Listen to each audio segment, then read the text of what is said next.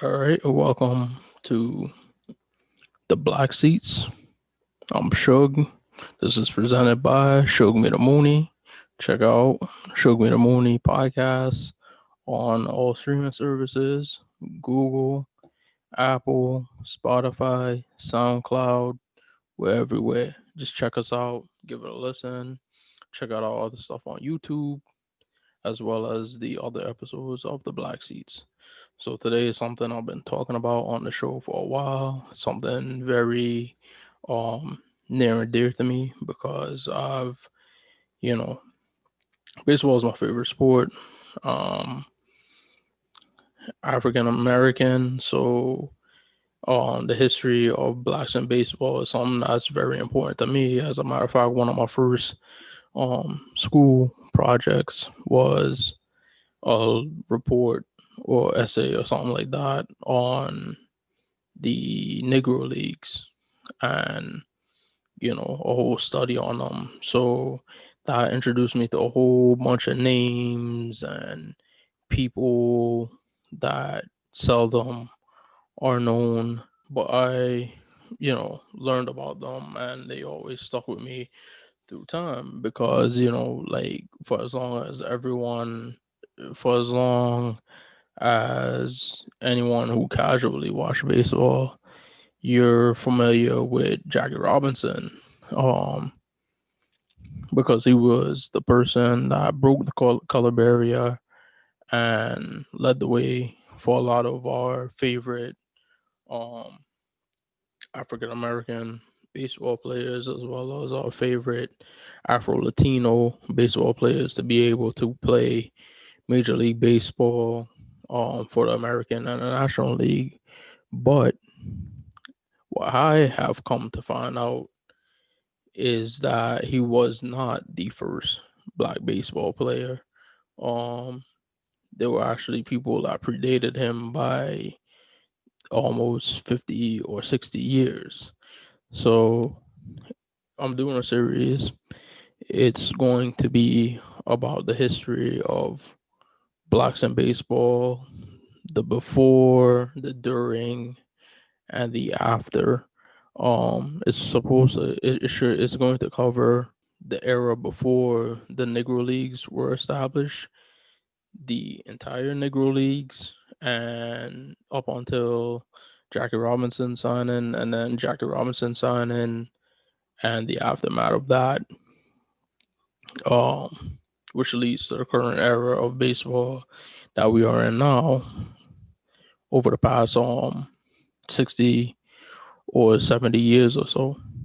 So this is the first part where I'm going to be discussing the before the Negro Leagues in 1920, which have celebrated its 100th anniversary. A lot of our black players had a lot of merchandise um celebrating the 100-year anniversary of the Negro Leagues um this past season. And as we discussed on the show, like, the Negro Leagues have been added to the recognized major leagues. So all of the Negro League stats up until the stats up until um Lawrence Stobie was integrated into the American League have been added because in 1948, that's when he had joined the American League, being the second African American player to break the color barrier, whereas Jackie Robinson had joined the National League the year before. So now that the two existing major leagues had black players, it was fully integrated. So that's why the cutoff is 1948. So today we're going to talk about the man that predated uh, both of those guys, Larry Doby and Jackie Robinson. His name is Moses Fleetwood Walker. And he was the first openly African American person to play in the major leagues, and he played for the Toledo Blue Stockings of the American Association. Like I said, up until this year, the Major League Baseball only recognized a few other leagues outside of the National League and American League as major leagues, and one of those leagues was the American Association. So that's why Moses Fleetwood Walker was the first openly African American to play in the major leagues. And you can find his stats under the name of Fleet Walker. So apparently his name, or he went by the nickname of Fleet rather than Moses. I say openly black because he was predated by a man that played one game in 1879 named William Edward White. Ironically, his last name was White because he was the biracial son of a slave master and his slave, but he passed as white and for the most part lived his life as a white man. And he was born in 1860, so he was born before the emancipation of slaves. So for the first few years of his life, even though his father was the slave master, he was, actually a slave. But he only played one game, and the reason why he's not recognized as the first African American is because he lived his life as a white man. So he didn't have to deal with like the racial taunts of the era. And if you look at his picture, he kind of looks white. There's a lot of people in today's society who are mixed race, white and black, but they have more white features. Think of like Halsey, Logic. So back in those days, it was obviously far more beneficial if to the naked eye you seemed white. You just be white until like you were otherwise exposed. Both of Fleetwood Walker's parents were mixed.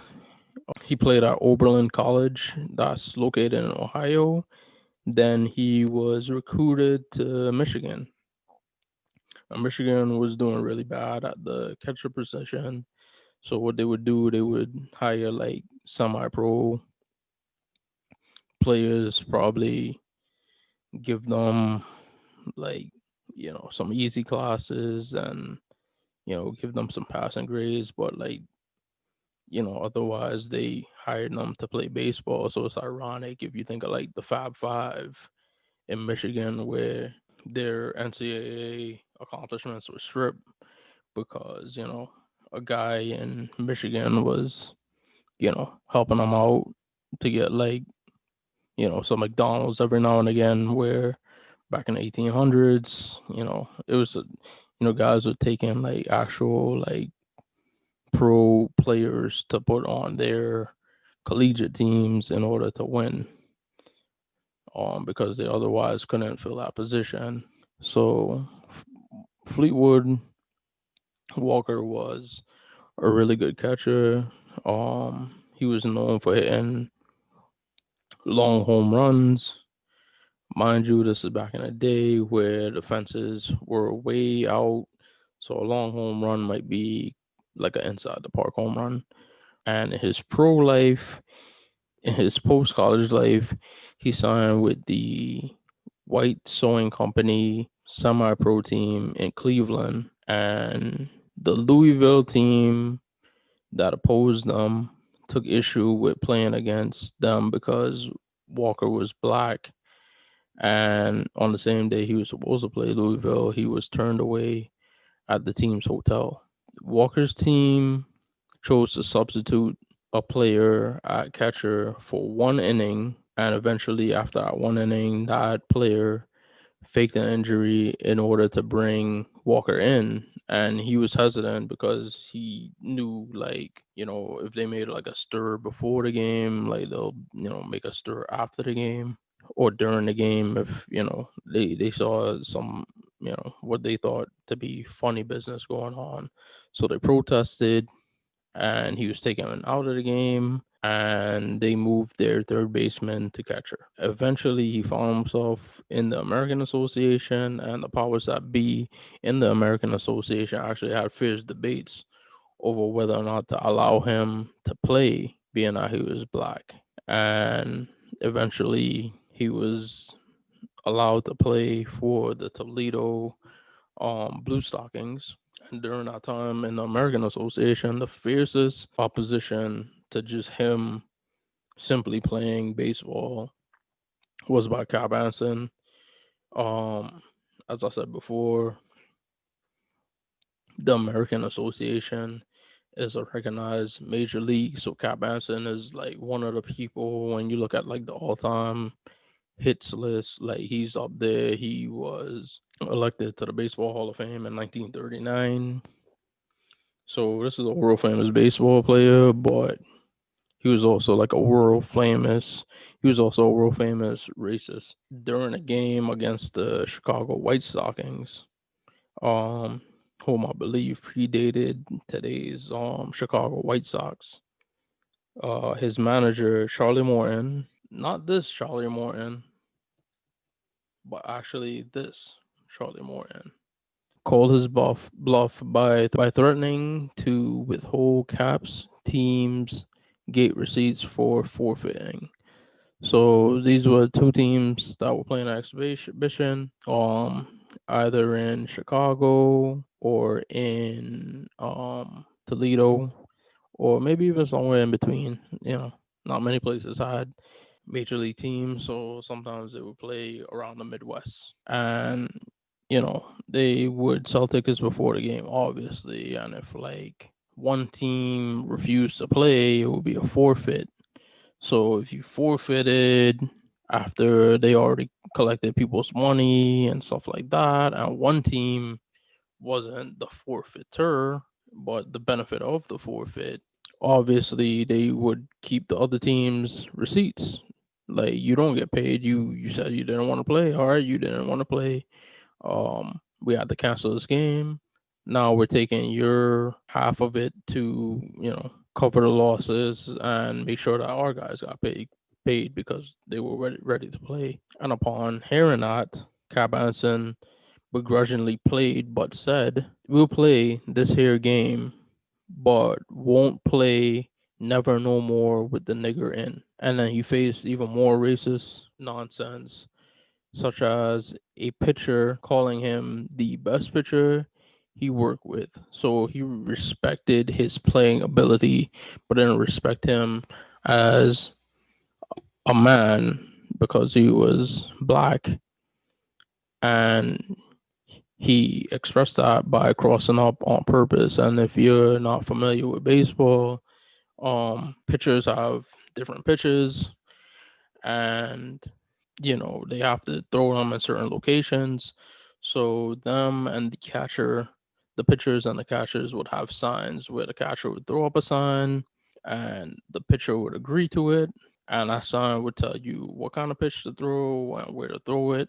And crossing up means like a miscommunication where like perhaps the pitcher thought it was a fastball, but in reality, the catcher asked for a curveball, or he asked for it away, and the pitcher thought he wanted it in. But he would do these things on purpose, which is important because in 1800s, late 1800s, um, during the first few years of organized baseball, there weren't, if you look at a catcher today, they have they call them the tools of ignorance. They have a mask, they have a chest pad, they have knee pads, um, and they have a big, heavy catcher's mitt when compared to the fielder's mitts. It's heavily padded. And at this time, a lot of catchers, from what I read, like Fleetwood, caught barehanded.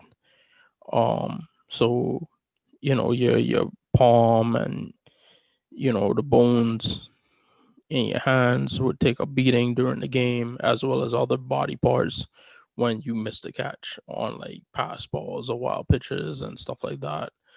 So this pitcher, because of his racist nature, was purposely, throwing where Fleetwood wasn't expecting the ball. And consequently, the injuries ended his career.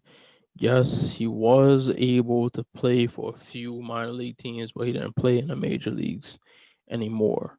And one of those teams was the Newark Giants, a minor league team. And he was on that team. He was part of the first black battery, which is a combination of a pitcher and a catcher. And he was in that battery with George Stovey. And in his later life, he owned and operated an opera theater in Ohio.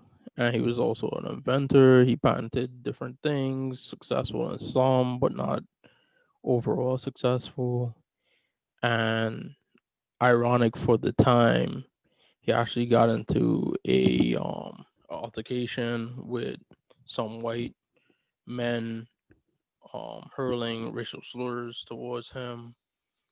One of them threw a rock at his head, and in retaliation, he shot that man in self defense, and he was acquitted by an all white jury, which is incredibly rare for that period of time because a lot of black men and women, even children, were found guilty of things they didn't do, and even if they did them, but it was extremely justifiable, would face punishment um, for any crimes against white people. So the fact that he was acquitted by a white jury for like justifiable homicide, killing somebody in self defense, it just shows how loved he was by that community because apparently they cheered when he was acquitted. Like it was overwhelmingly positive public support behind him being acquitted. And he also wrote for black newspapers and talked about baseball, breaking that color barrier. Unfortunately, he didn't live to see another black major league player like himself or his brother, but he and his brother supported the Back to Africa movement, which took place in America in the early 1900s, championed by Marcus Garvey, which was basically, America wasn't like the greatest place on earth to live for African American, not only in like the Jim Crow South, but overall all across America, which is why I pointed out him, Walker, being acquitted for murder, especially the murder of a white man. He supported a movement, Marcus Garvey, called the Black Star Line, where African Americans would, travel back to Africa, mainly in Liberia, by ship and live there rather than, living as second class citizens in this country. And he wrote that he wrote for that movement and supported our movement along with his brother Weldy. His brother Weldy was actually the second African American major leaguer. So the Walker family actually had two of the first black people to play in the major leagues, where rarely any got to play. Unfortunately, he died in 1920. As I said before, the same year as the first Negro leagues got started. So they didn't really have like the organized Negro leagues for him and Weldy to join and play. Whereas, at the time, people don't recognize them as the major leagues, but here and now in the future with us, you could look back on it and be like, all right, this was the highest level of play if you were African American because we weren't allowed to play Major League Baseball. Um, and that was 27 years before Jackie Robinson debuted, 28 years before Larry Doby debuted. So this has been the Black Seats with Suge. This has been part one. Part two, we're gonna talk about the Negro Leagues. We're gonna talk about a lot of the people, great players that didn't get a chance to play their prime years in the American or the National League. And we're also going to talk about all the different other people, the sports writers, the owners that had an effect on the Negro League. So this has been Black Seats with Suge.